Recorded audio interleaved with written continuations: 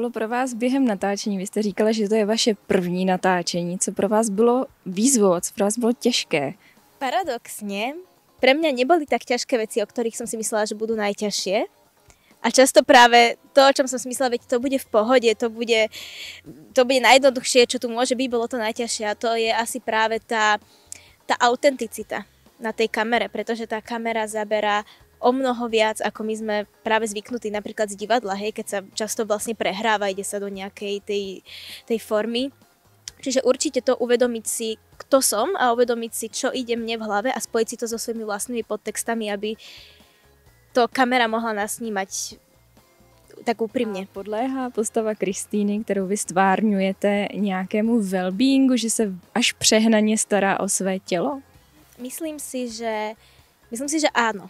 A je to práve kvôli tomu, že je tanečníčka, čo sa teda často stáva, viem to z vlastných skúseností, že keď človek športuje a dennodenne sa na seba pozerá do toho zrkadla, teda najmä pri tom tanci a porovnáva sa s ostatnými, že vlastne ako by na tom byť mohol a ešte čo môže zlepšiť, tak sa tomu dá veľmi jednoducho práve podľahnúť. Ja som si to tiež uvedomila teraz, ako už netancujem, že mi úplne iné veci prídu normálne oproti tomu, čo mi prišli normálne vtedy. Že teraz sa na seba pozriem, mám o 5 alebo 6 kg viacej, ako keď som vlastne tancovala a poviem si, že je to úplne v poriadku, ani to toľko neriešim, ako práve som to riešila vtedy. Čiže je možno dobre sa na to niekedy pozrieť aj z toho hľadiska, že nežijeme iba v tej bubline toho športu a netreba sa tým často trápiť. Že človek, keď už je tak veľmi v tej veci hlboko, tak už často nevidí, čo je vlastne skutočné a čo nie.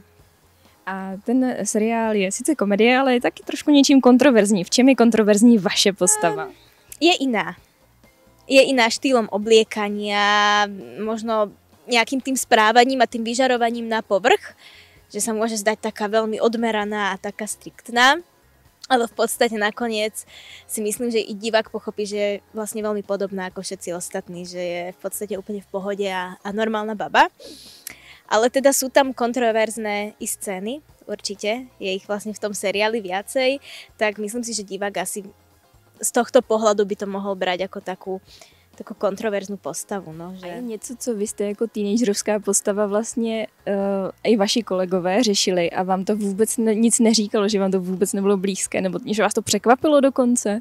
Asi ani nie. Myslím si, že práve v tomto ten seriál je taký vlastne nový, je to niečo nové a je to vlastne niečo veľmi, veľmi reálne a naozaj sa to zameriava na problémy, ktoré sú často bohužiaľ tabuizované a potom vznikajú vlastne rôzne problémy z týchto napätí a tento seriál to práve celé odkrýva a ukazuje to, aký naozaj sme a aká tá naša veková kategória je a čo rieši a čo sa často potláča, pretože všetko to, čo sa v tomto seriáli rieši, sú veci, ktoré sa reálne riešia.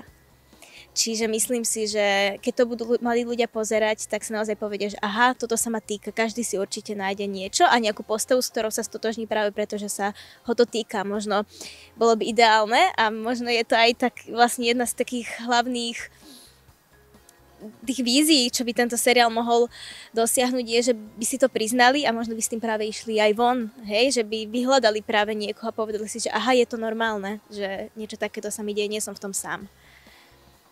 Děkujeme za rozhovor. Ďakujem aj ja.